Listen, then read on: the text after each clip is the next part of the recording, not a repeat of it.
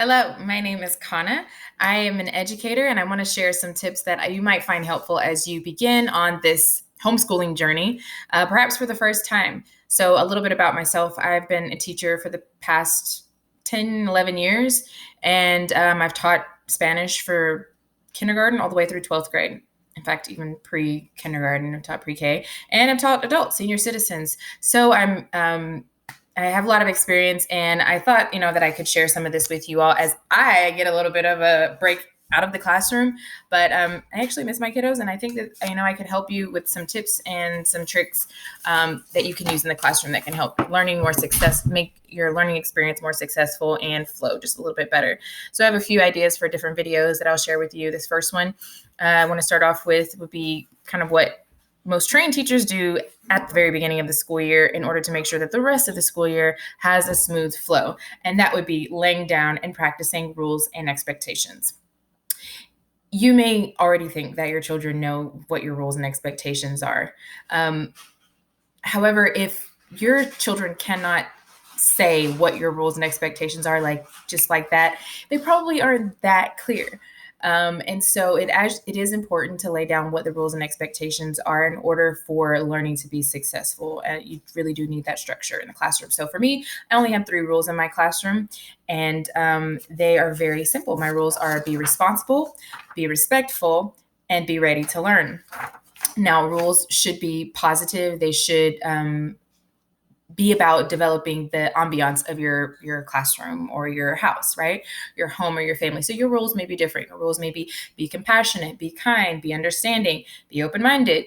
You know what you want your home and your family to be like. And if you aren't very clear on that, then now is the time to, stop and think about that. You should really not have more than 3 to 5 rules. Now, I know that might sound crazy, like, how am I only going to have 3 to 5 rules? Again, rules are about what you want your home to be like, not what you don't want to see, not what you don't want your children to do, but what you want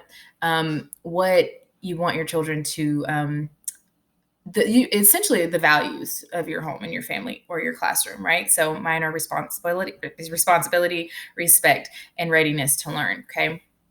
Now, expectations are how you uphold that, right? My expectations, for example, under be responsible are, keep your area in the classroom neat and orderly, show academic integrity, and in your case, use house resources and equipment with care and only for assigned purposes, right? So your expectations are going to be how you can see that your children are following the rules. So that's really important. You want to make sure that your expectations are very concrete and they're tangible, and you can actually see them with your eyes. You can hear them with your ears, right? So, if you tell your child, my rule is to be kind, my expectation for that then has to be something that I can see you do being kind, right? So it can't just be my rule is be kind. My expectation is, be sweet to each other or be loving to each other, right? Because that's open to interpretation, and children are going to find every loophole. So then you have to make it measurable. Okay, so what does being kind look like to you as a mom, dad, grandparent, caretaker? So then set out 3 to 5 expectations for what that looks like, or what that sounds like. That way, when you can see that your children aren't meeting that, then you can tell them not just don't be mean, but I want you to put your toy on the table. I want you to use that toy for 5 minutes, and then I want you to share it with your brother, that sort of thing. So this is rules, not just for homeschooling, but also for just rules for your house in general. So I have some other examples of my expectations for what is my rule of being respectful, right?